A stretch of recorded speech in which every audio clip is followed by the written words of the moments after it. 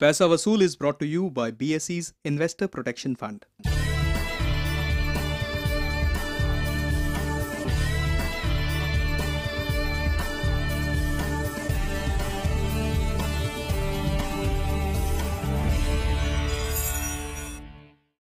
नमस्कार, पैसा वसूल की एक नई कड़ी में मैं करुणा आप सभी का स्वागत करती हूं। शो की शुरुआत करेंगे व्यय सेगमेंट से, जहां आज हम रूबरू होंगे एक ऐसे व्यवसायी से जो दो व्यवसाय बखूबी चला रहे हैं। लेकिन उससे पहले आइए देखते हैं इस हफ्ते की प्रमुख खबरें। अगर आपने जीवन बीमा कंपनी से सिंगल प्रीमियम पॉलिसी ले रखी है और उसकी मैच्योरिटी या सरेंडर वैल्यू 1 लाख रुपए या उससे ज्यादा है, तो इस पर 2% TDS देना पड़ेगा। कंपनी को पैन नंबर नहीं देने पर TDS 20% की दर से कटेगा। इस साल 1 अक्टूबर से ये नियम लागू हो गया है। ट्रेन से यात्रा करने वालों के लिए एक अच्छी खबर है। अब आप EMI पर यानी किश्तों में रेलवे टिकट भी खरीद सकेंगे। EMI पर रेलवे टिकट की बिक्री के लिए IRCTC ने सिटी बैंक से करार किया है।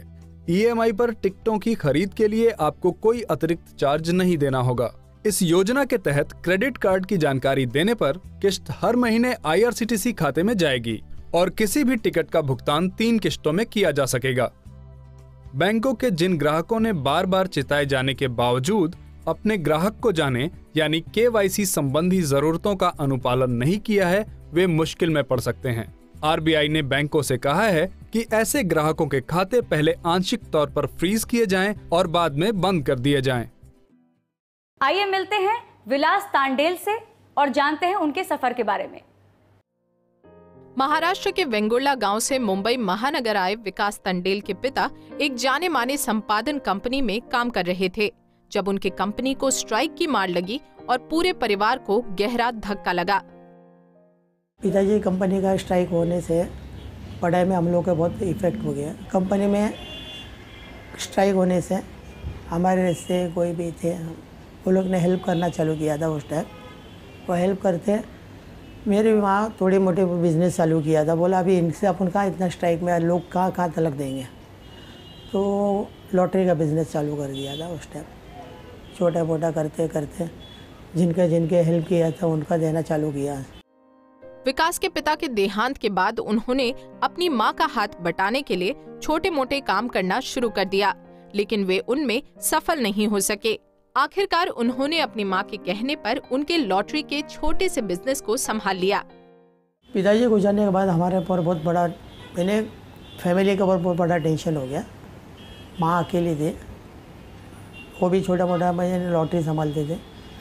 तो मैं बोला भाई तो कुछ करना चाहिए ना घर के लिए, तो छोटा मोटा नौकरी करना चालू किया। वो करते फिर लॉटरी भी संभालता था मैं आके बीच में, और कोई बिजनेस ऐसे छोटा मोटा इन्हें बुक्स बेचना, कोई भी पेपर भेजना, ये सब करते करते बाद में फिर मेरा माँ बोला अभी यहाँ पे बैठो, आप ये बिजनेस चालू करो। 1997 में उनकी मां की मृत्यु होने से उन्हें काफी गहरा सदमा पहुंचा।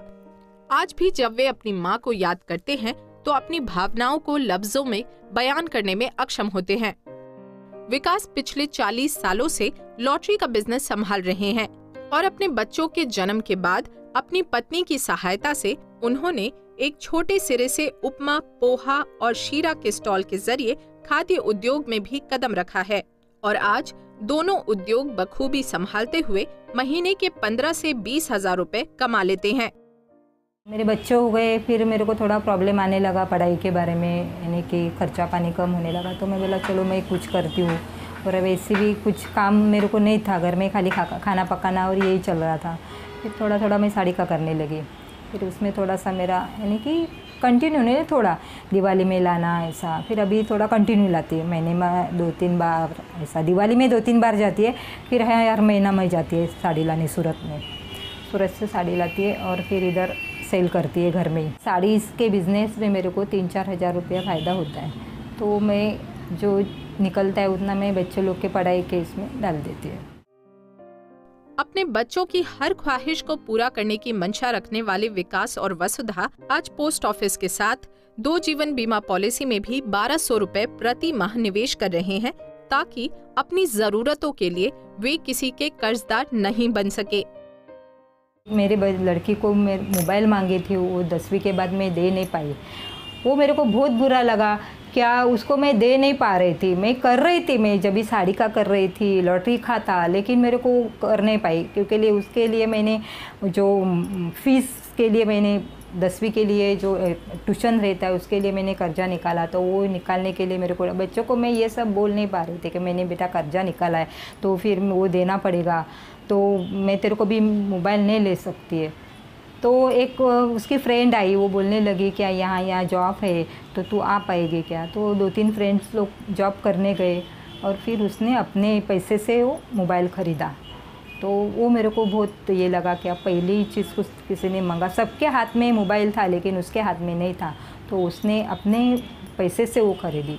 महीने के हम 2,000 रुपये बचा लेते, उसमें हम पोस्ट में हम सेविंग कर रहे हैं, यानी फिक्स डिपॉजिट 5 ईयर्स के लिए, तो उसमें 600 रुपये हर महीना हमारा जाता है। विकास और वसुधा के इस परिश्रम को देखते हुए उनके बच्चों में भी कुछ कर दिखाने की जोश जगी है। डैड को पूरा लाइफ स्ट्रगल करते हुए देखा है। फीस के लिए हमेशा इश्यूज होते थे कि सर से बात करना कि इंस्टॉलमेंट्स इंक्रीज़ करके दो, तो वो चीज़ नहीं पसंद आती थी कि वाई मतलब हर बार क्यों ऐसे। सो ऐसा लगा कि कुछ तो करें अपने बल पर, कि हर बार ऐसा इशू उनके सामने फेस करने ना आए, कि हर बार उन्हें जाके किसी से रिक्वेस्ट करनी पड़े, कि कोई मांगे तो फटक से देने की एटलीस्ट मेरी तो तैयारी हो। मुझे क्रिकेटर बनना था, मैंने पापा को पूछा तो उन्होंने मना कर दिया, क्योंकि मैं पढ़ाई में भी वीक था और क्लासेस और दोनों नहीं जमता, और फाइनेंशियल प्रॉब्लम भी थे, इसलिए मना कर दिया। और फिर मुझे बुरा लगा, मेरे मॉम डैड बहुत मेहनत कर रहे हैं पर मैं पढ़ाई अच्छी तरीके से कर नहीं पा रहा हूँ। सोच रहा हूँ क्या कुछ अच्छा करूँगा और उनको आगे सपोर्ट करूँगा। हालांकि वसुधा को अपने ईश्वर पर पूरा विश्वास है, क्योंकि उनके बच्चों के विकास के हर मोड़ पर किस्मत ने एक नया दरवाजा खोला है। लेकिन विकास अपनी तरफ से अपने बच्चों के भविष्य के लिए कुछ और बचत और कुछ बेहतर निवेश करने की इच्छा रखते हैं। अब चलते हैं हमारे एक्सपर्ट के पास और लेते हैं विलास की आर्थिक स्थिति पर उनकी राय। विलास, आपकी ये जो पूरी परिस्थिति है, आपकी जो फाइनेंशियल पोजीशन है, वो सारी चीज़ें समझ के मेरे पास आपके लिए 3-4 एक टिप्पणी है जो मुझे आपको देनी है। आपके पास किसी भी प्रकार का इमरजेंसी फंड नहीं है, तो कहीं पे अगर आपको तुरंत से पैसा देने की या पैसा कहीं पे खर्चा करने की ज़रूरत पड़ जाए तो आप वहाँ पे अटक सकते हो। तो इसके लिए मेरा सुझाव है कि आप एक क्रेडिट कार्ड कर लीजिए। जिस बैंक के साथ आपका बैंकिंग हो आप उसी बैंक से पूछ सकते हैं और वो आपको एक क्रेडिट कार्ड देंगे। आमतौर पे ये क्रेडिट कार्ड के लिए कोई फ़ी नहीं देनी होती और क्रेडिट कार्ड की जो लिमिट होती है वो करीब 50,000 से लाख रुपए तक होती है। आपको इससे कोई खर्चा नहीं करना है, ये केवल आपके लिए एक इमरजेंसी का एक प्रोविज़न है। अगर कभी ज़रूरत पड़े तो इसको इस्तेमाल करें, वरना ना करें। देखिए, हेल्थ इंश्योरेंस होना बहुत ही ज़्यादा ज़रूरी है। ये इसलिए कि कहीं पे अगर आपको हॉस्पिटलाइजेशन की ज़रूरत पड़ जाती है तो फिर आपके पास वहाँ पे कोई भी विकल्प नहीं रहेगा, बल्कि कि आपको लोन्स लेना पड़ेगा और लोन्स के लिए आपको बहुत साल तक उसका भुगतान करना पड़ेगा। तो सुझाव ये है कि आप अगर एक 5 लाख का फ्लोटर ले लेते हो तो इस फ्लोटर में आपके पूरा फैमिली जो है आपका कवर हो जाएगा। अब लाइफ इंश्योरेंस में आप जो ये पॉलिसी चला रहे हो, जहाँ पे आप 1200 रुपये हर महीने दे रहे हो, वो साल का लगभग 14,000 साढ़े 14,000 बन जाता है। देखिए, ये एक इंडाउमेंट पॉलिसी है जहाँ पे आपको ज़्यादा रिटर्न नहीं मिल रहा है और आपकी परिस्थिति के अनुसार आपको ज़्यादा रिटर्न की बहुत ही ज़्यादा आवश्यकता है। साथ ही साथ आपका जो लाइफ इंश्योरेंस है उसकी मात्रा भी काफ़ी कम है।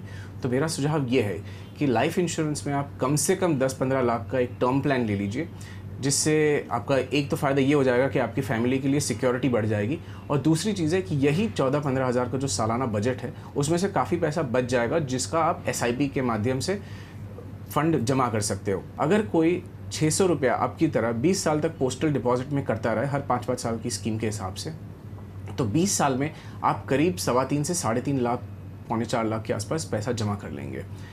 यही चीज़ अगर आप म्यूचुअल फंड के SIP के माध्यम से चलते हो तो यही 600 रुपया 20 साल में हर महीने करते हुए आपके लिए 9 से 1.25 लाख रुपए की कम से कम पूंजी बना लेगा। तो यानी कि आप 3 गुना ज़्यादा पैसा जमा कर सकते हैं। म्यूचुअल फंड में बहुत सारे ऑप्शंस हैं आपके पास, जो सरकारी भी है और आप इसको भी कंसिडर कर सकते हो। अगर आप भी हमारे व्यय सेगमेंट का हिस्सा बनना चाहते हैं या अपनी आर्थिक समस्याओं पर हमारे एक्सपर्ट से राय लेना चाहते हैं तो हमें ज़रूर ईमेल करें। हमारा ईमेल ID है paisavasool3@gmail.com। अब वक्त है शो के पहले ब्रेक का। ब्रेक के बाद पेश करेंगे कैसे करें बच्चों की शिक्षा के लिए फाइनेंशियल प्लानिंग। आप देखते रहिए पैसा वसूल।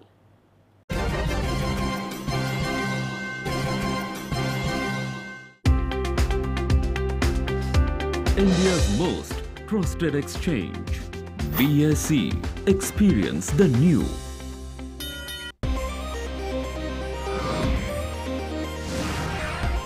India's fastest currency derivatives exchange is here. BSE CDX, powered by Bolt Plus.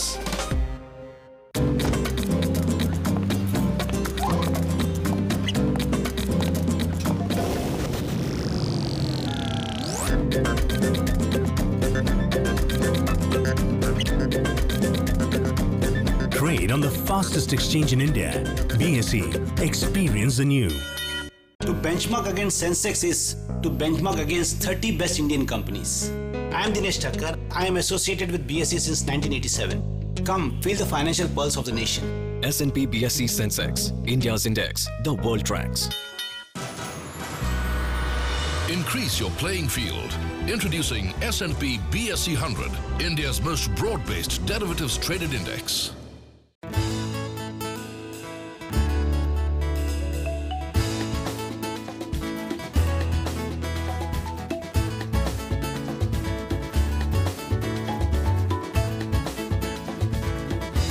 The new mobile app from BSE. Now take BSE wherever you go. India's fastest exchange, BSE. Experience the new.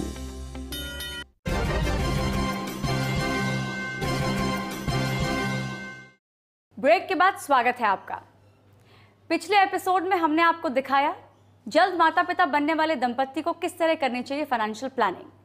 आज के episode में हम आपको बताएंगे बच्चों की शिक्षा के लिए फाइनेंशियल प्लानिंग के तरीके। इस पर पेश है हमारे संवाददाता संजीत कुमार की एक रिपोर्ट। आज लोगों को ये एहसास हो गया है कि वो नियमित रूप से बचत नहीं करेंगे तो पढ़ाई के बढ़ते खर्च उनको कर्ज के दलदल में धकेल सकते हैं। इस बात को ध्यान में रखते हुए बच्चे के जन्म के बाद से ही माता पिता को उसकी पढ़ाई लिखाई के लिए निवेश शुरू कर देना चाहिए। पहला फेज है जब आपको मालूम है कि वो प्राइमरी एजुकेशन 0 to 10 ईयर्स की उम्र की अगर हम बात कर रहे हैं तो मेनली आप देखेंगे कि इसके जो खर्चे होते हैं वो ट्यूशन फीस की तरफ ज़्यादा जो खर्चा लगता है वहाँ ज़्यादा लगता है। एक्स्ट्रा करिकुलर एक्टिविटीज़ हैं जो क्लासेस करते हैं। स्कूल की जो फीस है वो आप नॉर्मली अपनी इनकम में से ही दे पाएंगे। जो आपको प्रिपेयर करना है वो है जब वो थोड़े बड़े हो जाते हैं 4, 5, 6 साल के हो जाते हैं तब आप जब उनके बाकी दूसरी क्लासेस ज्वाइन करवाते हैं एक्स्ट्रा करिकुलर एक्टिविटीज़। तो आपको एक रिकरिंग डिपॉजिट आप जैसे ही आपके चाइल्ड बॉर्न होते हैं आप एक रिकरिंग डिपॉजिट शुरू करिए। इसका लक्ष्य ये है कि जब तक ये 5 साल का रिकरिंग डिपॉजिट रहेगा आपके पास, ये जो खर्चे हैं जो 5 साल की उम्र तक के हैं वो आप रिकरिंग डिपॉजिट से आपका फुलफिल करेंगे। दूसरी रिक्वायरमेंट्स जो आपकी आएगी वो है जब वो स्कूल पास करते हैं और आपको जब एडमिशन करवाना है कोई अंडर ग्रेजुएशन कोर्स में, कोई कॉलेज में एडमिशन करवाना है, तब आपके एक बार में थोड़ा ज़्यादा खर्चा लग सकता है। इसके लिए आपके पास 15 साल का टाइम होराइजन रहता है क्योंकि तभी आपके जो बच्चे हैं वो अंडर ग्रेजुएशन कोर्स के लिए क्वालिफाई होते हैं। इसमें आप एक इक्विटी फंड, कोई भी डाइवर्सिफाइड इक्विटी फंड या आप अगर चाहें तो बैलेंस फंड अपने पोर्टफोलियो में जोड़ सकते हैं जिसका उद्देश्य ये है कि वो कम से कम 15 साल तक रहने वाला है। ये आपको यूज़ तब करना है जब आपके अंडर ग्रेजुएशन कोर्स के लिए आपकी तैयारियां हो रही हैं। तो उसका आप एक अनुमान लगाएंगे आपके खर्चे किस प्रकार होने वाले हैं, एक एस्टिमेटेड फिगर रहेगा, उसको आप बैकवर्ड कैलकुलेशन करेंगे और फिर आप उसके हिसाब से अलग से जमा करना शुरू करेंगे। निवेश करते समय आपको इस बात पर भी ध्यान देना होगा कि आपका जो निवेश है वो महंगाई को मात दे सके, नहीं तो महंगाई रूपी दीमक आपके निवेश को चट कर जाएगा। जो अगर मैनेजमेंट अगर MBA कोई करना चाहता है आज की तारीख में तो समझ लीजिए लगभग 15 लाख का खर्चा आज की तारीख में इंडिया में आता है। ये चीज़ 15 लाख नहीं रहने वाली जब आपको 21 साल बाद आपके बच्चे के हिसाब से चाहिए, तो उसे आपको इन्फ्लेशन में इंक्लूड करके शायद उस 21 साल बाद अगर आपकी ज़रूरत 21 साल बाद है तो शायद आपको 40 या 50 लाख रुपए की ज़रूरत पड़े। तो आप जो एस्टिमेट करेंगे, जो आप एक अनुमान लगाएंगे वो इन्फ्लेशन को ध्यान में रखते हुए लगाएंगे और उस हिसाब से आप अपना सेविंग्स करना शुरू आज से करेंगे। विशेषज्ञों का कहना है कि बच्चों की शिक्षा उद्देश्य से कभी भी बच्चे का जीवन बीमा नहीं कराना चाहिए। जीवन बीमा सिर्फ और सिर्फ घर में कमाई करने वाले माता पिता के ही नाम पर होना चाहिए। अगर आप एक एलोकेट करते हैं स्पेसिफिक परसेंटेज आपकी इनकम का फॉर चाइल्ड एजुकेशन, उनके फ्यूचर के लिए आप अगर एलोकेट करते हैं, तो आपको 5% से लेकर 10% तक आप अपनी जो टोटल इनकम है उतना अगर आप एलोकेट करते हैं, तो आपके जो चाइल्ड का फ्यूचर है उसके लिए आप डेफिनेटली प्रोविजन बना पाएंगे। एक बहुत इंपॉर्टेंट एलिमेंट है कि आप जो अर्निंग मेंबर हैं वो अपनी लाइफ को कवर करें। एक लाइफ इंश्योरेंस पॉलिसी लें, आप टर्म प्लान लीजिए, एडिक्वेट पॉलिसी कवरेज अमाउंट होना चाहिए जिसमें आप अगर नहीं रहें तो जो आपकी इनकम है वो कम से कम आप अपने आप को फाइनेंशियली अपनी फैमिली के लिए रिप्लेस करें। जो आप आज कमा रहे थे उतना ही आपकी इनकम आपके परिवार को फिर भी मिले अगर आप नहीं भी हों, तभी जाके वो सेविंग्स होगी, तभी जाके वो इन्वेस्टमेंट्स होंगे और तभी जाके आपके बच्चों की जो रिक्वायरमेंट्स है पढ़ाई की वो फुलफिल होगी, नहीं तो नहीं होने वाली।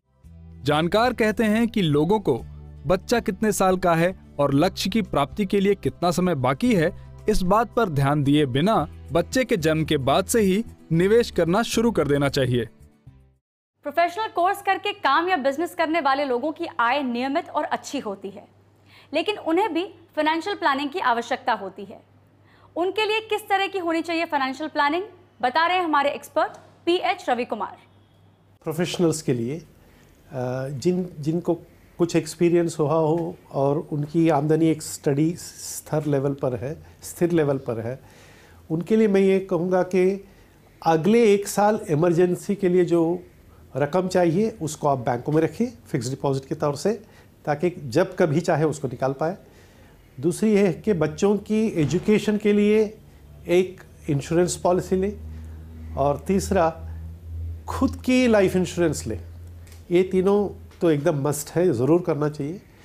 चौथा ये है कि अगर आप होम लोन लेना चाहते हैं, होम लोन के साथ सभी बैंक, सभी हाउसिंग फाइनेंस कंपनी एक फैसिलिटी ऑफर करती है लाइफ इंश्योरेंस की, जिसके आधार पर अगर कुछ हादसा हो जाता है तो लाइफ इंश्योरेंस होम लोन को फुली रिपे कर देता है। इसलिए ये पॉलिसी ज़रूर लें अगर होम लोन ले रहे हैं। 20 से 35 साल तक आपको एसेट क्रिएशन के लिए जितना ज़्यादा से ज़्यादा आप इन्वेस्ट कर सकते हैं उतना इन्वेस्ट कीजिएगा, क्योंकि ये आपको बाद में जाकर हेल्प करेगा।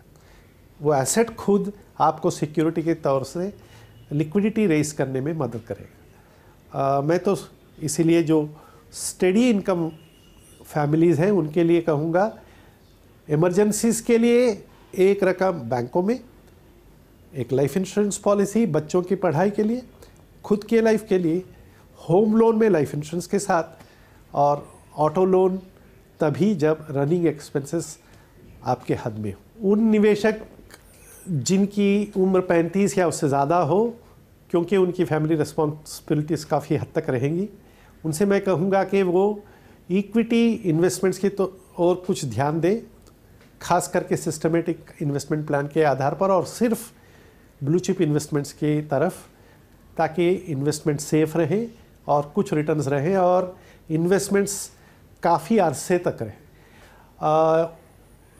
जो इमरजेंसी रिक्वायरमेंट है इसका एस्टिमेशन आपके लिविंग स्टाइल के आधार पर होगा।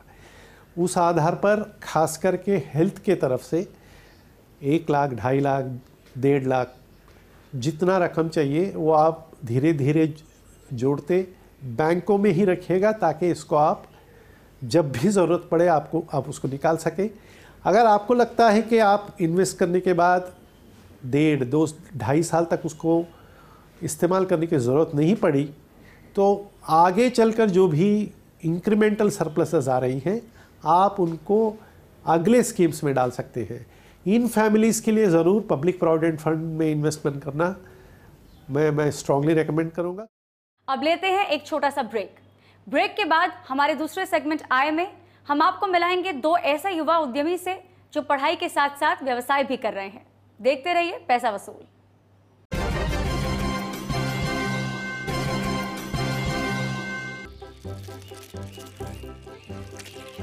Everyone's moving to India's fastest growing derivatives market. Have you started trading yet? S&P BSE Sensex, India's index, the world tracks.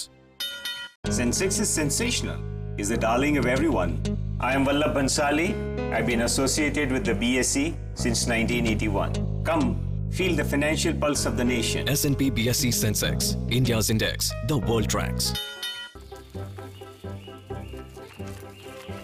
Everyone's moving to India's fastest growing derivatives market. Have you started trading yet? S&P BSE Sensex, India's index, the world tracks. मैं हूं सूर्यदेव। एक बात पर प्रकाश डालना चाहूंगा। अब तुम आज के NAV पर म्यूचुअल फंड खरीद सकते हो, मेरे ढलने से पहले का NAV। BSE Star Mutual Fund Platform, punctual like the sun. India's most technologically advanced exchange, BSE. Experience the new.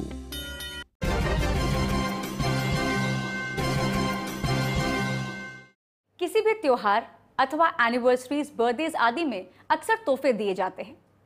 आजकल पर्सनलाइज्ड या कस्टमाइज्ड गिफ्ट्स का काफी प्रचलन है। गिफ्टिंग इंडस्ट्री में बिजनेस अपॉर्चुनिटीज को देखते हुए कई उद्यमी इस व्यवसाय में आगे आए हैं। आजकल हमें कई ऑनलाइन गिफ्ट पोर्टल्स देखने को मिलते हैं, जिसके जरिए हम अपने प्रियजन या दोस्तों को किसी भी त्योहार में गिफ्ट्स देते हैं। लेकिन कई ऐसे ऑनलाइन पोर्टल्स हैं जो असंगठित हैं और लोगों की उम्मीदों पे खरे नहीं उतर पाते हैं। इसी में सुधार लाने के लिए सुमित ने अपने दोस्त मीनल के साथ ऑनलाइन गिफ्ट पोर्टल खोलने के बारे में सोचा। हम लोग काफ़ी लोगों से मिलते रहते थे जो खुद के स्टार्टअप में इन्वॉल्व थे या फिर इस तरह से कुछ ना कुछ कर रहे थे स्टार्टअप्स का। तो हम लोगों ने भी सोचा कि कुछ करना चाहिए हमें भी। फिर 2-3 महीने तक हम लोग सोचते रहे, आइडिया का देख रहे थे। इसी बीच में 1-2 बार ऐसे गिफ्ट करने का हुआ, कुछ और वेबसाइट यूज़ करी थी हमने। तो ये देखा गया कि या तो टाइम पे नहीं पहुंचा रहे थे। एक बार ऐसा हुआ कि 2 दिन लेट पहुंचा गिफ्ट। तो हमने सोचा कि इस फील्ड में अभी भी चांस है, क्योंकि गिफ्ट ऐसा होता है कि अगर टाइम पे नहीं मिले तो कोई मतलब नहीं बचता उस चीज़ का। बाकी आप कोई चीज़ खरीदते हैं तो ठीक है, आपके लिए 1 दिन लेट भी आए तो चल जाता है, लेकिन गिफ्ट टाइम पे ही चाहिए होता है। तो हमने सोचा कि इसमें हम कुछ ऐसा कर सकते हैं कि लोगों को जिसकी ज़रूरत है कि टाइम पे गिफ्ट पहुंचे। 100 फ्लावर्स हैं वो लोकली सोर्स होती हैं। जैसे आप इंदौर का ऑर्डर आएगा तो इंदौर में ही मिलते हैं, तो वो तो उसी दिन मिल जाते हैं। अगर आप शाम को 4 बजे तक ऑर्डर करेंगे तो उसी दिन डिलीवर हो जाते हैं। बाकी एवरेज बाकी गिफ्ट्स का 3 से 4 दिन डिलीवरी टाइम रहता है। टाइमली डिलीवरी पे काफ़ी फोकस किया है, तो हमारी 95% से ज़्यादा डिलीवरी एकदम टाइम पे हुई है, सेम डे पे। और अगर कभी लेट भी होता है तो हम कस्टमर्स को पहले से इन्फॉर्म कर देते हैं कि कुछ इश्यूज़ आए हैं तो आपको नहीं होगा, पहुंच पाएगा टाइम पे। सो काफ़ी अच्छा फीडबैक रहा है। और जो नेगेटिव फीडबैक भी कभी आता है तो हम लोग बिल्कुल पॉजिटिवली लेते हैं उसको, कि उसको इम्प्रूव करने की कोशिश करते हैं। मेनली जो मैं कहना चाहूँगा 2 चैलेंजेस थे। एक तो ये कि हम लोग खुद स्टूडेंट्स थे अभी, तो साथ साथ में पढ़ाई के मैनेज करना स्टार्टअप को बहुत टफ रहता था, क्योंकि इन दोनों में आपको इक्वली इम्पॉर्टेंट होता है टाइम देना। लेकिन ठीक है, हम लोगों ने टाइम्स डिसाइड कर रखा था कि इस टाइम से इस टाइम पढ़ाई करना है जो भी, और इस टाइम से इस टाइम पूरा ध्यान स्टार्टअप में देना है, तो वो मैनेज हो जाता है। और दूसरी चीज़ है कि अच्छी टीम मिलना, जो कि किसी भी स्टार्टअप में आजकल टैलेंट की काफ़ी होता है कि बड़ी बड़ी कंपनी से जो पैसा बहुत देती हैं, तो ऐसे डेडिकेटेड लोग मिलना जो आपके साथ काम कर रहे हैं, जो कि बहुत स्टार्टअप में ज़रूरी होता है। उसके लिए हमने फिर काफ़ी IITs से और अच्छे कॉलेजेस से इंटर्न्स हायर किए बीच में। तो अभी भी हम लोग 4 कोर मेंबर्स हैं, बाकी इंटर्न्स के थ्रू काफ़ी अच्छे लोग मिले हमें, तो उनके साथ काम करते हैं। जानकारों का मानना है कि भारत में ई-कॉमर्स गिफ्टिंग इंडस्ट्री करीबन 600 करोड़ रुपए की है, जो कि भारत की कुल ई-कॉमर्स इंडस्ट्री का 10 से 15% हिस्सा है। कुछ रिपोर्ट्स के अनुसार आज की युवा पीढ़ी ऑनलाइन गिफ्टिंग को चुन रही है, पर समय पर गिफ्ट्स का डिलीवर नहीं हो पाना इस इंडस्ट्री की सबसे बड़ी समस्या बनी हुई है। मैंने एक वॉच ऑर्डर की थी ऑनलाइन, जो मुझे आई but up to the mark नहीं था, वो डुप्लीकेट आइटम था। फिर मैंने उसे चाहा रिफ़ंड करूँ, किसी को वापस दूँ, बट कंप्लेंट करने के लिए मुझे कोई मिला नहीं। और फिर मैंने ऑनलाइन सर्च किया कि क्या है उसका प्रोसेस उसको वापस करने का, बट कुछ मिला नहीं, उसका कुछ हुआ नहीं। So finally it was like a waste to me. तो अगर मैं वो वॉच किसी को गिफ्ट करता, तो अगर वो नकली चीज़ मेरी जगह किसी और को जाती, तो मेरा इंप्रेशन का तो जो था प्लस वो कैसा होता आप सोचिए ना। सो अब तक फ़िलहाल यही एक्सपीरियंस रहा है ऑनलाइन, इसलिए गिफ्ट करने से थोड़ा डर लगता है ऑनलाइन। मेरा एक्सपीरियंस थोड़ा अच्छा भी था बट थोड़ा नेगेटिव भी था। अभी रिसेंटली मैंने मेरे एक फ्रेंड के लिए 31 उनका बर्थडे आ रहा है, मैंने ऑर्डर किया था उनके लिए, बट लेकिन फेस्टिवल डिमांड की वजह से, दिवाली की वजह से उनका डिलीवरी पीरियड डिले हो गया। सो बिकॉज ऑफ विच अभी मुझे 31 तक मुझे उनका डिलीवरी नहीं हो पाएगा, तो मैं उनको गिफ्ट नहीं दे पाऊँगा। तो ये मेरा भी रिसेंटली नेगेटिव एक्सपीरियंस था। और फेस्टिवल टाइम्स पे जनरली मैंने नोटिस किया है, सेल टाइम, फेस्टिवल टाइम पे उनका टाइम पे कभी डिलीवरी आता नहीं। तो अगर किसी को गिफ्ट करना है तो और वो टाइम पे पहुंचता नहीं, तो एक बहुत बड़ा नेगेटिव पॉइंट है मेरे लिए। कोई ऑर्डर्स बहुत टाइम पे आते हैं, कभी कभी जल्दी भी आते हैं, लेकिन majority of the orders specially during peak time पे उनके काफ़ी लेट आते हैं। सुमित और मीनल ने इन दिक्कतों को ध्यान में रखते हुए लॉजिस्टिक्स पर ध्यान दिया।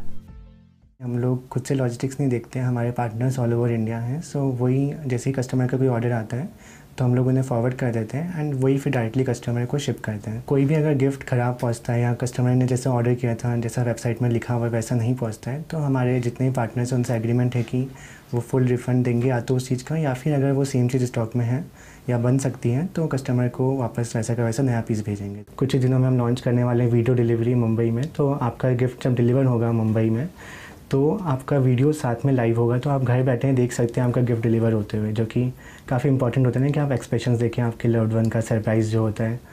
तो ऐसे फीचर हम लोग मुंबई में चालू करके फिर जैसा रिस्पॉन्स आएगा आगे भी पूरे इंडिया में लॉन्च करेंगे।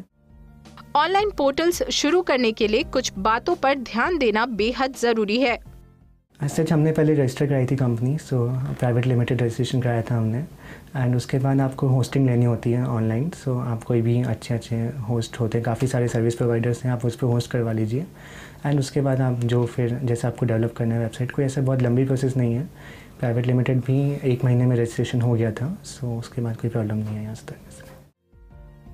सुमित कहते हैं कि अन्य समय की तुलना में त्योहारों जैसे दिवाली, ईद, क्रिसमस, होली आदि में गिफ्ट पोर्टल्स की मांग बढ़ जाती है, जिसकी वजह से इस व्यवसाय में काफी ग्रोथ होती है। आइए लेते हैं एक छोटा सा ब्रेक। ब्रेक के बाद देखेंगे हमारा तीसरा सेगमेंट संचय, जहां आज हम पेश करेंगे गोल्ड ETF पर एक रिपोर्ट। आप बने रहिए हमारे साथ।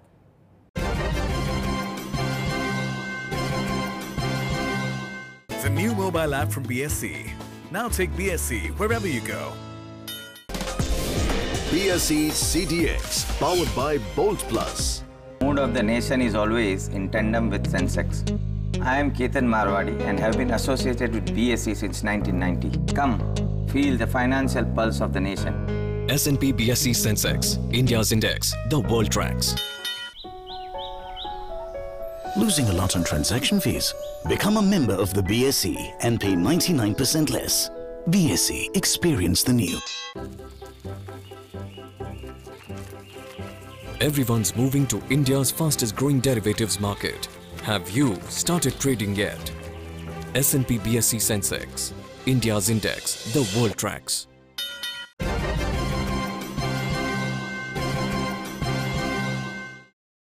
स्वागत है आपका ब्रेक के बाद। आप देख रहे हैं पैसा वसूल। पिछले हफ्ते हमने आपको ETF से अवगत कराया था। आज हम आपको बताएंगे गोल्ड ETF में निवेश करने के फायदों के बारे में, हमारी संवाददाता रत्ना नायर की इस रिपोर्ट के जरिए। गोल्ड इन्वेस्टमेंट हमारे कोर पोर्टफोलियो का एक अहम हिस्सा होता है, क्योंकि ये हमारे पोर्टफोलियो में संतुलन लाते हैं। इक्विटी और डेट मार्केट के उतार चढ़ाव से सोने में किए गए निवेश पर सीधा प्रभाव नहीं पड़ता। भारत में सोने में निवेश करने का सबसे लोकप्रिय तरीका गहनों में निवेश करना है, लेकिन गोल्ड बार्स या सिक्के खरीदना फिजिकल गोल्ड में निवेश करने के बेहतर साधन माने जाते हैं। गहने जब भी हम बनवाते हैं वो सही बात है, मगर जब भी मार्केट का उतार चढ़ाव होगा और अगर आपको आपके पोर्टफोलियो को बैलेंस करना है तो आप वो गहनों में से एक ईयररिंग या एक बैंगल बेच के वो बैलेंसिंग इफेक्ट नहीं दे सकते हो। यदि आपको गोल्ड इन्वेस्टमेंट बैलेंस बनाए रखना है तो आपको आइदर फिजिकल गोल्ड अगर आप खरीद रहे हो तो गोल्ड कॉइन्स या गोल्ड बार लीजिए, या फिर गोल्ड म्यूचुअल फंड्स और गोल्ड ETFs के तौर पे आप इन्वेस्ट कर सकते हैं। फिजिकल गोल्ड में हम इन्वेस्ट करते हैं तो हमें कहीं दिक्कतें आती है, जैसे कि उसको स्टोर करना, हमें कोई सेफ जगह पे उसे रखना पड़ता है क्योंकि हमें चोरी का भी डर होता है। दूसरी प्रॉब्लम ये आती है कि हमें लिक्विडिटी का भी इश्यू हो सकता है। यदि हमने फिजिकल गोल्ड लिया है और वो प्योर नहीं है तो लिक्विडिटी में हमें पूरे पैसे वापस नहीं मिलेंगे या थोड़ा डिले हो सकता है वो पैसे मिलने के लिए। गोल्ड म्यूचुअल फंड या गोल्ड ETF के द्वारा भी सोने में निवेश किया जा सकता है। फिजिकल गोल्ड के मुकाबले इनकी प्योरिटी और लिक्विडिटी बेहतर होती है। जहां गोल्ड ETF एक शेयर की तरह ही ऑपरेट करता है और उसके लिए एक डीमैट अकाउंट का होना अनिवार्य है, वहीं गोल्ड म्यूचुअल फंड को सीधे एसेट मैनेजमेंट कंपनी से खरीदा जा सकता है। गोल्ड ETF परचेज करने के लिए हमें ब्रोकरेज चार्जेस जैसे स्टॉक ब्रोकर्स के होते हैं वो अप्लाई करने पड़ते हैं, तो वो हमारा वहाँ पे है एक एक्सपेंस हो जाता है। गोल्ड म्यूचुअल फंड परचेज करते हैं हम, तो वो गोल्ड म्यूचुअल फंड क्या है, वो अपने ही गोल्ड ETF में निवेश करता है और उसके अलावा लिक्विडिटी बनाए रखने के लिए थोड़ा कैश कंपोनेंट रखते हैं वो लोग, और थोड़े डेट और अदर सिक्योरिटीज़ में इन्वेस्ट करते हैं। तो जब अगर हम गोल्ड म्यूचुअल फंड में इन्वेस्ट करते हैं तो हम गोल्ड वहाँ पे म्यूचुअल फंड AMC का एक्सपेंस पे करते हैं, और वो AMC जब गोल्ड ETF में पैसे डालती है तभी वो लोग वहाँ पे भी ब्रोकरेज भरते हैं, तो हम लोग यहाँ पे डबल एक्सपेंस देते हैं। वो तौर पे हम देखा जाए तो गोल्ड ETF थोड़ा कम एक्सपेंसिव होता है आम इन्वेस्टर्स के लिए। गोल्ड ETFs के जरिए SIP में निवेश करना मुमकिन नहीं होता, इसलिए समय समय पर ब्रोकर्स को नंबर ऑफ यूनिट्स और खरीदने की फ्रीक्वेंसी बतानी पड़ती है। वहीं गोल्ड म्यूचुअल फंड के जरिए बैंक्स को ECS मैंडेट देकर SIP का लाभ उठाया जा सकता है। गोल्ड ETF में हम जब इन्वेस्ट करते हैं तो हम 1 यूनिट यानी 1 ग्राम गोल्ड खरीदते हैं, और उसके प्राइस की उतार चढ़ाव जो होती है ETF में, वो स्टॉक मार्केट में जैसे दूसरे शेयर्स काम करते हैं वैसे इसका भी प्राइस रियल टाइम होता है, उतार चढ़ाव होता है। गोल्ड म्यूचुअल फंड जब आप खरीदते हो तो वो म्यूचुअल फंड की NAV at the end of the day, जैसे दूसरी NAVs कैलकुलेट होती है वैसे at the end of the day हमें ये कैलकुलेट करके मिलती है, और उसके हिसाब से हमें यूनिट्स अलॉट होती है। एक फ़ायदा गोल्ड ETF में हम खरीद रहे हैं तो हमें पर यूनिट हम फ्रैक्शंस में नहीं खरीद सकते हैं, वेराज हम गोल्ड म्यूचुअल फंड खरीदते हैं तो हमें फ्रैक्शंस में भी हम खरीदी कर सकते हैं। टैक्स इम्प्लीकेशंस अगर हम देखें तो ये बजट के बाद गोल्ड म्यूचुअल फंड या गोल्ड ETF में ज़्यादा कोई फ़र्क नहीं है। यदि आप 36 मंथ्स से कम कम पीरियड के लिए होल्ड करते हैं gold units, gold mutual fund की यूनिट्स या गोल्ड ETF, हम short term capital gains applicable होता है, और 36 मंथ्स के ऊपर हमें long term capital gains tax भरना पड़ता है। गोल्ड ETF को खरीदना और बेचना आसान होता है बिकॉज ये स्टॉक एक्सचेंज पे लिस्टेड है, तो हमें बायर और सेलर आसानी से मिल जाते हैं। स्टॉक मार्केट्स में लिस्टेड होने के कारण गोल्ड ETF का expense ratio gold mutual fund की तुलना में कम होता है। बॉम्बे स्टॉक एक्सचेंज ने निवेशकों को एक सुरक्षित माहौल उपलब्ध कराने के उद्देश्य से सर्विलेंस विभाग की स्थापना की। क्या है BSE के सर्विलेंस के अलग अलग तरीके, देखिए इस पर एक रिपोर्ट। BSE सर्विलेंस डिपार्टमेंट का उत्तरदायित्व है कि वो शेयर बाजार की गरिमा को कायम रखे और निष्ठा को कायम रखे और निवेशकों के हित में काम करे। ये उत्तरदायित्व निभाने के लिए सर्विलेंस डिपार्टमेंट शेयर बाजार की गतिविधियों पे निगरानी रखता है और उचित समय पे संदिग्ध गतिविधियों को भांप के उन पे कार्यवाही करता है। जो महत्वपूर्ण फंक्शंस जो सर्विलेंस डिपार्टमेंट के हैं वो है सर्किट फिल्टर लगाना। सर्किट फिल्टर्स जो है वो एक तरह की सीमा निर्धारित करते हैं कि कंपनी के शेयर्स किस हद तक ऊपर जा सकते हैं और किस हद तक नीचे जा सकते हैं। अमूमन तौर पे स्लैब्स हैं 20%, 10%, 5% और 2%। उदाहरण के तौर पे अगर किसी कंपनी के शेयर्स आज के दिन 100 रुपये पे बंद हुए हैं तो कल के दिन अगर उसकी निर्धारित सीमा 20% है तो वो कल के दिन ऊपर की तरफ 120 रुपये तक जा सकता है और नीचे तक की तरफ वो 80 रुपये तक जा सकता है। इसी तरह अगर उसकी निर्धारित सीमा 10% है तो ऊपर की तरफ 110 रुपये तक जा सकता है और नीचे वो 90 रुपये तक जा सकता है। सर्विलेंस डिपार्टमेंट कंपनियों के शेयरों की कीमतों के उतार चढ़ाव के अनुसार ये सीमा निर्धारित करता है। वो 20% से 10% भी कर सकता है, 5% भी कर सकता है, 2% भी कर सकता है। ये जो 20, 10, 5 और 2% की सीमाएं हैं ये सिर्फ उन कंपनियों के शेयरों के लिए जिन कंपनियों के शेयरों पे डेरिवेटिव प्रोडक्ट्स नहीं हैं। जिन कंपनियों के शेयर्स डेरिवेटिव सेगमेंट में भी ट्रेड होते हैं उनके ऊपर एक डायनामिक प्राइस बैंड इम्पोज किया जाता है या लगाया जाता है दिन की शुरुआत में, जो कि 10% होता है। दिन में अगर उस कंपनी के शेयर्स अगर आगे बढ़ते हैं और अगर 9.9 तक पहुंचते हैं और उसमें अगर गतिविधि ऐसी है कि उसका आगे हमें रिलैक्स करना चाहिए तो हम उसको और 5% ऊपर बढ़ा देते हैं, यानी कि हम उसका प्राइस बैंड है उसको 15% कर देते हैं। इसी तरह अगर जब वो 14.90 पे पहुँचता है और अगर हमें लगता है कि इसमें और आगे बढ़ाना चाहिए तो हम उसको 20% तक बढ़ा सकते हैं। तो ऐसे इन कंपनियों के स्टॉक्स में कोई फिक्स निर्धारित सीमा नहीं होती है, ये किसी भी लिमिट तक हम लोग आगे पीछे कर सकते हैं उस कंपनी के स्टॉक के ट्रेडिंग के आधार पर। इसके अलावा सर्वेलेंस डिपार्टमेंट का जो सिस्टम है, सर्वेलेंस सिस्टम है, वो पहले से निर्धारित मापदंडों के हिसाब से अलर्ट्स जनरेट करता है और ये अलर्ट्स जो हैं वो सर्वेलेंस डिपार्टमेंट उनका विश्लेषण करता है, उनकी जांच पड़ताल करता है और अगर कोई संदिग्ध गतिविधि दिखती है और किसी निवेशक या किसी ब्रोकर की कुछ गलतियां समझ में आती है तो उसके हिसाब से उनके ऊपर कार्रवाई की जाती है। जिस तरह आपके खाने की थाली में अलग अलग व्यंजन परोसे जाते हैं, उसी तरह जीवन में सफल होने के लिए एसेट एलोकेशन करना बेहद जरूरी है। पेश है इस पर एक फीचर। यार इतना सब पढ़ना मेरे बस की बात नहीं है। कितने सारे क्वेश्चंस है यार, मैं नहीं पढ़ पाऊंगा इतना। बात तो तेरी सही है यार, इतना कौन पढ़ेगा? अगर मुझे मालूम पड़ जाए कि एग्जाम में कौन से क्वेश्चन आने वाले हैं, मैं फिर उतना ही पढ़ूं। तुम लोग ऐसी बातें क्यों कर रहे हो? सिर्फ 2 दिन रह गए एग्जाम में। सीए की एग्जाम है, कोई मामूली एग्जाम नहीं है। मुश्किल से कम स्टूडेंट्स पास होते हैं। अपने उज्जवल भविष्य के लिए पढ़ो, खूब पढ़ो। हम पढ़ने से इनकार नहीं कर रहे, लेकिन इतने क्वेश्चन और उसके आंसर कोई कैसे याद कर सकता है यार? हाँ यार, ये प्रोफेसर भी ना अपनी मन मर्जी से क्वेश्चंस बना देते हैं। हाँ यार, बच्चों के बारे में बिल्कुल नहीं सोचते यार, और साथ ही जानबूझकर हमें फेल भी करते हैं। सही है। नहीं मेरे भाई, ऐसा कुछ नहीं है। एग्जाम में वही आता है जो हम पढ़ते हैं। तू तो स्कॉलर है ना यार, तुझे हर चीज याद हो जाती है। नहीं यार, स्कॉलर बिल्कुल कुछ नहीं हूँ। पता है तुम्हें और मुझे फर्क क्या है? मैं छोटे से छोटे और बड़े से बड़े क्वेश्चन आंसर ध्यान से समझता हूँ और सुनता हूँ, और अगर मुझे कोई डाउट हो तो मैं वहीं के वहीं क्लियर करता हूँ, जिससे मुझे आगे कोई परेशानी ना हो। मेरी मानो तो तुम लोग भी यही करो। पढ़ाई भी ना यार, पढ़ाई भी एक सर दर्द है। जितना पढ़ो उतना सर में दर्द होता है। मैं जानता हूँ किसी को भी इतना सब कुछ याद नहीं हो सकता है, लेकिन जरूरी है कि तुम अपने टाइम एलोकेट करो। अब ये क्या डेफिनेशन है? देखो, अभी हमारे पास क्या एसेट है? टाइम। अगर इस टाइम को तुम कई जगह एलोकेट करो तो तुम्हें 100% बढ़िया रिजल्ट मिलेगा। ठीक है, अब देखते हैं एग्जाम में किसके मार्क्स किससे ज्यादा आते हैं। ठीक है, और कौन किस पर बाजी मारता है। हाँ, अब हम रिजल्ट निकलने के बाद ही मिलेंगे। यस।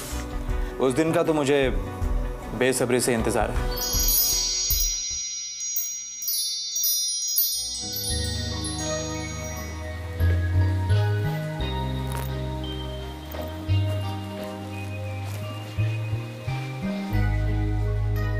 कम ऑन यार, अर्जुन, आशीष, चीयर अप। ये क्या मुंह लटकाए हुए बैठे हो? ये कोई लाइफ की आखिरी एग्जाम नहीं थी। राज, तेरा ठीक है यार, तू अगर नहीं भी पढ़ता तो भी तुम्हें अच्छे मार्क्स मिल ही जाते। और एक हम हैं जो पढ़ते हैं वही नहीं आता। यार ये किस्मत हमारे साथ ही दगा क्यों करती है हमेशा? पता नहीं किस्मत का हमारे साथ क्या बैर है यार। हाँ ना यार। देखो, किस्मत का तुम्हारे साथ कोई बैर नहीं है। खामखा किस्मत को दोष मत दो, और अगर देखा जाए ना तो दोष तुम्हारा ही है। देखो, लाइफ में सफल होने के लिए एसेट एलोकेशन बहुत जरूरी है। याद है मैंने तुम्हें कहा था? अरे याद नहीं है तो अब बता दे यार। ठीक है, अब ध्यान से सुन। फॉर एग्जाम्पल, अगर तुम्हें किसी ने 15 क्वेश्चंस दिए हैं और अगर तुम सिर्फ वो 15 क्वेश्चंस करके जाओ तो तुम्हारा टाइम एसेट तुम जुए में गंवा सकते हो। अगर वो 15 क्वेश्चंस नहीं आए तो इन शॉर्ट तुम तुम्हारा सारा समय रिस्क में इन्वेस्ट मत करो, थोड़ा ही करो। इससे क्या होगा? इससे तुम्हारा पूरा समय बर्बाद नहीं होगा। यार राज, मतलब अगर यही फंडा हम पैसे की इन्वेस्टमेंट में यूज करें तो फिर तो तेरा पैसा कभी डूबेगा ही नहीं। राइट? एग्जैक्टली। अगर यही फंडा एग्जाम के पहले बताते तो शायद आज हालात कुछ और होते। अरे तो अब क्या हो गया? अब भी तो पूरी जिंदगी बाकी पड़ी है। Exactly, that's the spirit. अगर यही फंडा तुम लाइफ में यूज करोगे तो लाइफ के रेस में तुम्हारी जीत पक्की। अपने वित्तीय लक्ष्य को संतुलित बनाने के लिए निवेशकों को अपना निवेश शेयर, बॉन्ड, अचल संपत्ति और नकदी में विभाजित करना चाहिए। साथ ही उसे लक्ष्य, जोखिम उठाने की क्षमता और रिवॉर्ड के बीच तालमेल भी बनाना जरूरी है। ऐसा करने से न सिर्फ आपका लक्ष्य पूरा होगा बल्कि रिटर्न भी ज्यादा मिलेगा। आपके गोल्स क्या हैं उसके ऊपर आपका एसेट एलोकेशन डिपेंड करता है। अगर आपके शॉर्ट टर्म अवधि के गोल्स हैं जो आपको ये पैसा 6 महीने से लेके 1 साल या 2 साल में ज़रूरत होता है, तो वो पैसा हम हमेशा एकदम सेफ़ इंस्ट्रूमेंट्स में डालते हैं। वहाँ लिक्विडिटी इंपॉर्टेंट होती है, रिटर्न्स इंपॉर्टेंट नहीं होते हैं। वो पैसा कभी भी आपको ज़रूरत पड़ सके, तो वो इन्वेस्टमेंट हमेशा शॉर्ट टर्म में होना चाहिए, डेट फंड्स में या डेट बॉन्ड्स में होना चाहिए, फिक्स डिपॉजिट में होना चाहिए। जो पैसा मीडियम टर्म का है, आपको 3 साल से लेके 6 साल 7 साल तक में कभी भी ज़रूरत पड़ सकती है, वो पैसा पे आप थोड़ा सा रिस्क ले सकते हैं, क्योंकि आपको इन्फ्लेशन से ज़्यादा रिटर्न मिलेगा और वो टैक्स फ्री होता है। तो उसको आप अपना इन्वेस्टमेंट जो है, ये MIP फंड्स होते हैं, ये बैलेंस फंड्स होते हैं, जिसमें थोड़ी इक्विटी का एक्सपोजर होता है 25% से लेके 50-60% तक। वो पैसा अगर आप इन फंड्स में निवेश करते हैं तो आपको थोड़े बेहतरीन रिटर्न्स मिलने के आसार रहते हैं। कोई गोल्स अगर आपके 7 साल के ऊपर हैं और वेरी लॉन्ग टर्म है, जैसे आपके रिटायरमेंट गोल्स या हाउस परचेज गोल्स या चिल्ड्रन एजुकेशन प्लानिंग गोल्स, जिसमें आप 10 साल या 12 साल 15 साल की अवधि है और वो आप थोड़ा रिस्क ले सकते हो उस इन्वेस्टमेंट्स पे इन द शॉर्ट टर्म, तो वो इन्वेस्टमेंट्स को हम हमेशा इन्वेस्टर को सजेस्ट करते हैं कि आप अपने पैसे इक्विटी फंड्स में डालें। तो उसमें आपको 12 से 15% लॉन्ग टर्म में टैक्स फ्री मिलने के काफ़ी अच्छे चांसेस रहते हैं। ये पहला पार्ट हो गया एसेट एलोकेशन का। इसमें जो दूसरा पार्ट है, क्या लॉन्ग टर्म का सारा पैसा इक्विटी में होना चाहिए? यस, बिल्कुल, जितना पॉसिबल हो सके होना चाहिए, बट उसमें भी एक second level of asset allocation होता है जो डिपेंड करता है कि मार्केट की स्थिति कैसी है। अगर मार्केट की स्थिति अभी बहुत ज़्यादा तेज़ है तो हम इन्वेस्टर को टाइम से कहते रहते हैं कि आप इक्विटी का पैसा जो प्रॉफिट बुक करके आप उसको लिक्विड में डालते रहिए, ताकि आप उसका बेनिफिट उठा रहे हैं, और जब मार्केट क्रैश हो और आपको वापस एंट्री करने का मौका मिलता है, तब वापस आप लिक्विड से निकाल के आप इक्विटी में डाल सकते हैं। तो वो second level of asset allocation होता है। तो आप एक एसेट क्लास जो परफॉर्म कर रही है उसमें से धीरे धीरे प्रॉफिट बुक करके आप उस एसेट क्लास में डाल रहे हैं जो अभी एट ए लोअर रेट आपको मिल रही है, तो उससे आप का पोर्टफोलियो पे एक अच्छा ऑप्टिमल रिटर्न आ जाता है। अब वक्त हो चला है शो के अंतिम ब्रेक का। ब्रेक के बाद लौटेंगे दर्शकों के कुछ सवालों के साथ। आप देखते रहिए पैसा वसूल।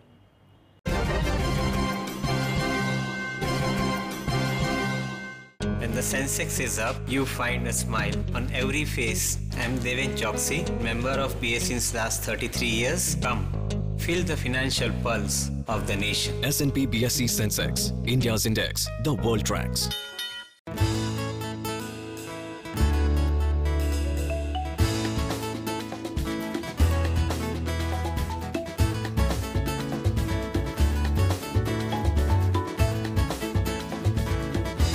The new mobile app from BSE. Now take BSE wherever you go. BSE CDX, powered by Bolt Plus. Everyone's moving to India's fastest growing derivatives market. Have you started trading yet? S&P BSE Sensex, India's index, the world tracks. Losing a lot on transaction fees? Become a member of the BSE and pay 99% less. BSE, experience the new. The Sensex is a daily diary of the Indian dream. I'm Ramesh Damani and I have been associated with the BSE all my life. Come, feel the financial pulse of the nation. S&P BSE Sensex, India's index, the world tracks.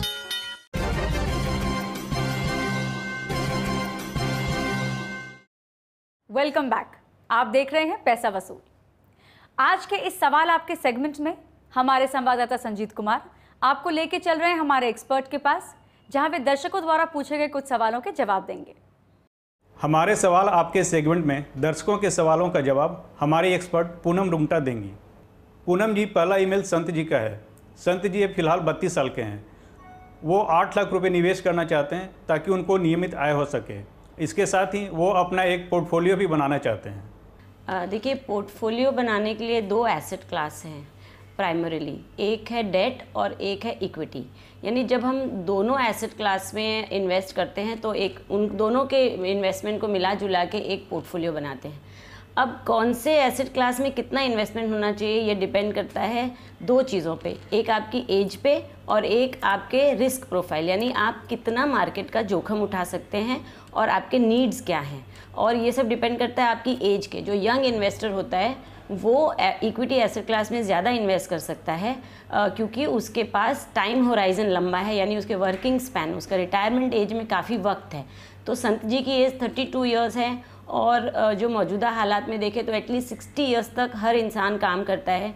तो इनके पास working years ज़्यादा हैं, तो ये equity asset class में अपना portfolio का झुकाव रख सकते हैं। जो इनका 8 लाख का बजट है उसे ये डिवाइड कर दें। जैसा मैंने बताया अकॉर्डिंग टू द एज ये 70% इक्विटी में करें, तो ये अपना लमसम 6 लाख के आसपास पैसा, 5.5 से 6 लाख रुपए का पैसा फ़िलहाल लमसम इक्विटी में इन्वेस्ट करें एक लिक्विड फंड में, और कंपनी को एक मैंडेट दे दें सिस्टमेटिक ट्रांसफ़र प्लान का, जिससे हर महीने एक रकम ये नक्की कर लें। जैसे 20,000 रुपये इन्होंने अगर नक्की कर ली तो 20,000 रुपये कंटिन्यूस इक्विटी में ट्रांसफ़र होता जाएगा। इससे इन्हें एवरेजिंग मिलेगी मार्केट की, और इसमें इन्वेस्टेड रहें लॉन्ग टर्म के लिए। और जो बाकी का पैसा है यानी 30% ऑफ इज 8 लाख, ये आप इन्वेस्ट कर दें किसी डेट इंस्ट्रूमेंट में। ये एक इंश्योरेंस के money back kind of plan में भी इन्वेस्ट कर सकते हैं, जिसमें पीरियोडिकली पैसा भी मिलता है, साथ ही रिस्क कवर भी होता है, और जो भी इन्हें मनी मिलेगा बीच बीच में, survival benefit of a money back plan, उसे ये अपने जो भी इनकी नीड्स है जिसके लिए इन्हें नियमित आय चाहिए उसे भी यूज़ कर सकते हैं। दूसरा मेल वीना चंद्रा जी का है। वीना चंद्र जी के पिता की हाल ही में मौत हो चुकी है, जिसकी वजह से उनके परिवार को कुछ रकम मिली है। वो जानना चाहती हैं कि वो रकम कहाँ निवेश करें ताकि 2-3 साल बाद उनकी बहन की शादी में काम आ सके। देखिए, जब ऐसी सिचुएशन होती है कि आकस्मिक मौत के कारण जो फैमिली को पैसा मिलता है, चाहे वो इंश्योरेंस से मिले, चाहे या उनकी कंपनी किसी तरीके का उन्हें फंड्स दें, तो वो फंड्स को बहुत ही सोच समझ के निवेश करना चाहिए, ताकि फैमिली के बाकी लोगों को आगे तक की नीड्स में कभी फाइनेंशियल प्रॉब्लम ना आए और स्मूथली उनका लाइफस्टाइल मेंटेन हो सके। इनमें से जो भी इन्हें लमसम पैसा मिला है उसमें से थोड़ा पैसा जो इनकी मदर है उनके फ्यूचर के लिए, उनके रिटायरमेंट के लिए एक किसी पेंशन प्लान में इन्वेस्ट करें, और जो बहन की शादी के लिए इन्हें पैसा चाहिए वो क्योंकि टाइम होराइजन बहुत कम है, 2-3 साल आप इक्विटीज़ में एक्सपोजर नहीं ले सकते, तो आप किसी बैंक में एफडी कर दें या म्यूचुअल फंड की MIP यानी मंथली इन्वेस्टमेंट प्लान में डाल दें, जिसमें सिर्फ 5% तक का ही इक्विटी एक्सपोजर रखें और इसे मॉनिटर करते रहें, और आगे चल के इन्हें प्रॉब्लम ना आए, इसलिए बहुत सोच समझ के अपना पोर्टफोलियो बनाएं। तीसरा और आखिरी सवाल सिलचर असम से सुब्रजीत दत्ता का है। सुब्रजीत को शेयर बाजार के बारे में कुछ मालूम नहीं है। वो जानना चाहते हैं कि शेयर बाजार में कैसे निवेश किया जाता है। देखिए, शेयर मार्केट में निवेश करना आजकल बहुत इजी हो गया है और बहुत ही ज़्यादा लोगों को इसकी तरफ रुचि आ रही है, मगर मेरा ये एक वार्निंग है, आप इसे एक वार्निंग समझें कि जिसे शेयर मार्केट की पूरी नॉलेज ना हो, जो इसके उतार चढ़ाव को ना समझें और मार्केट की चाल को ना समझे, वो इसमें जोखिम ना उठाएं, क्योंकि ये सबसे ज़्यादा रिस्की इंस्ट्रूमेंट है इक्विटीज़ का। आप पहले मार्केट को पूरी तरह समझ लें और फिर इसमें इन्वेस्ट करें। और वैसे इन्वेस्टमेंट करने का तरीका बेहद ही सिंपल है। आपको एक डीमैट अकाउंट खोलना होगा, वो किसी भी फाइनेंशियल इंस्टीट्यूशन से, बैंक से या किसी भी ब्रोकर के पास जाके आप खोल सकते हैं, और साथ ही आपको एक ट्रेडिंग अकाउंट खोलना होगा, और आपका जो बैंक सेविंग अकाउंट होगा वो इसके साथ लिंक किया जाएगा।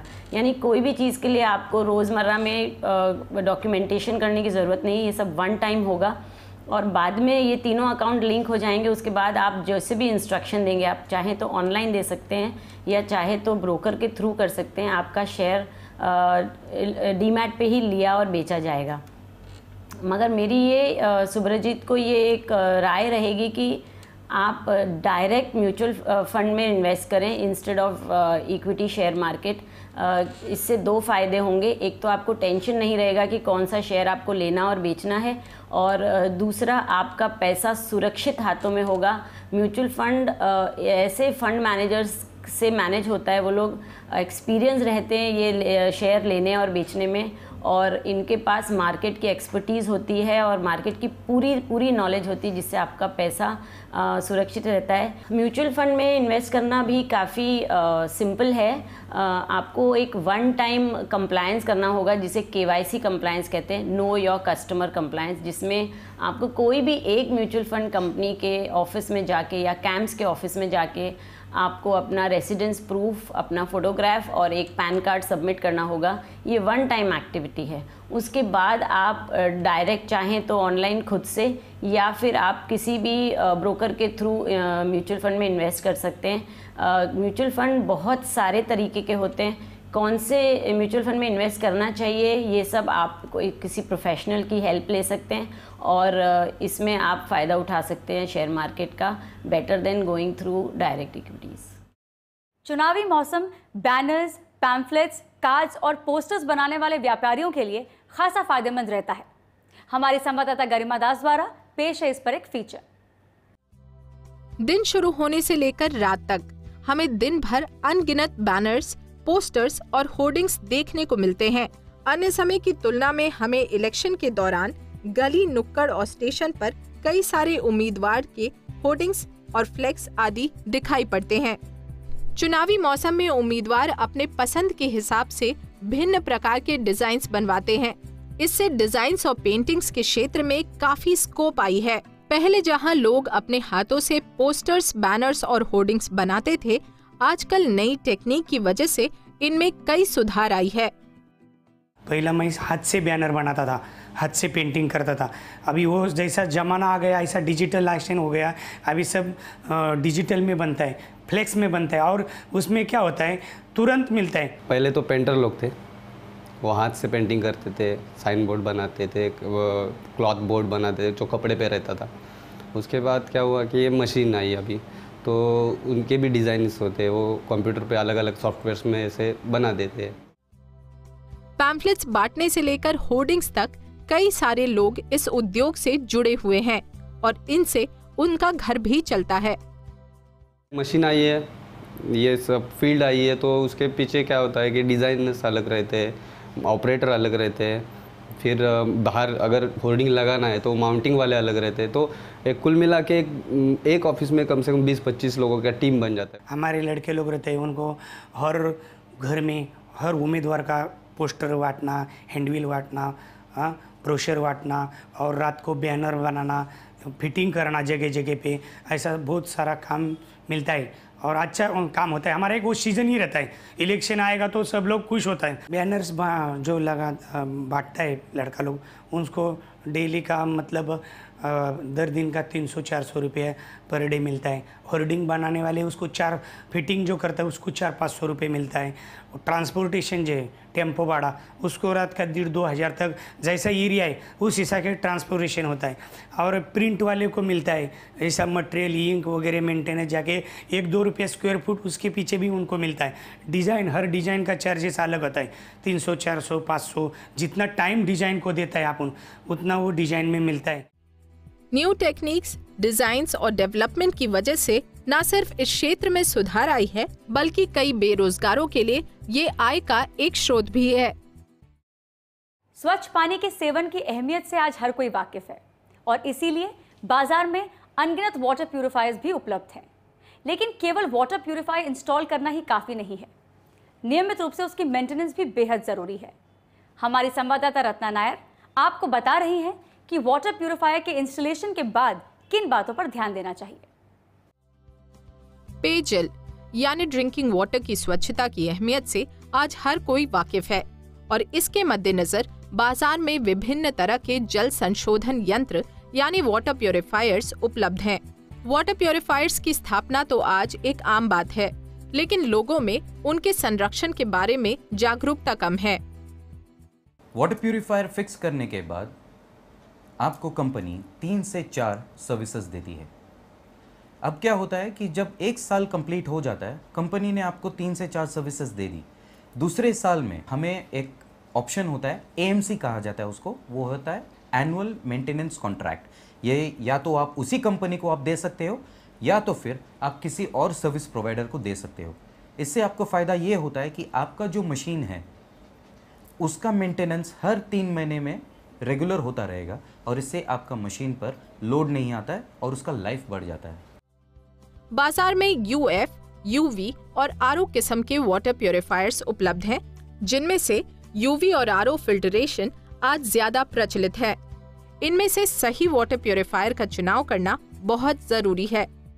अगर आप वाटर प्यूरिफायर खरीदने जा रहे हो तो आप ये देखिए कि आपके पास जो पानी का सप्लाई आ रहा है वो किस तरीके का सप्लाई आ रहा है। अगर आपके पास म्युनिसिपल पानी आ रहा है तो आप UV फिल्ट्रेशन प्रोसेस वाली मशीन्स ले सकते हो।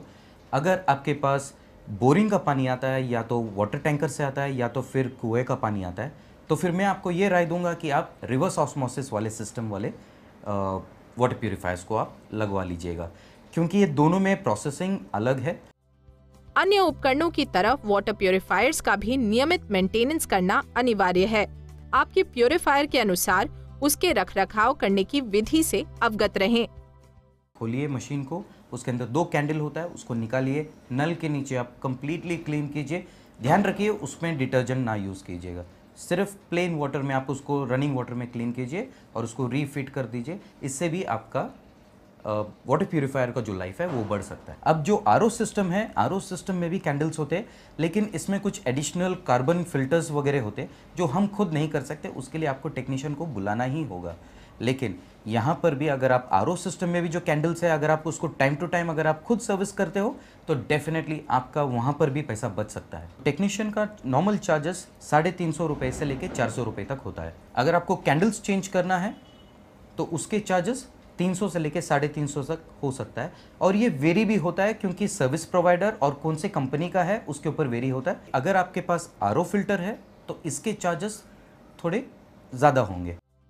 सही संरक्षण से आपके वाटर प्यूरिफायर्स की उम्र बढ़ेगी और आप ज्यादा समय तक स्वच्छ पानी का सेवन कर सकेंगे।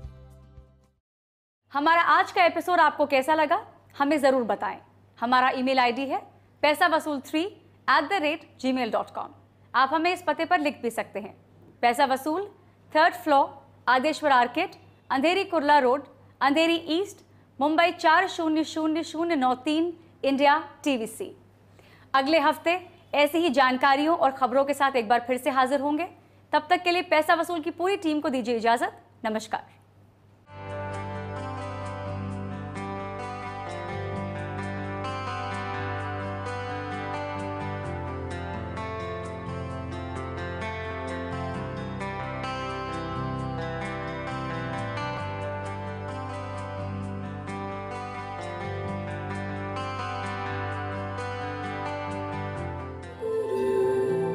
Raw Media.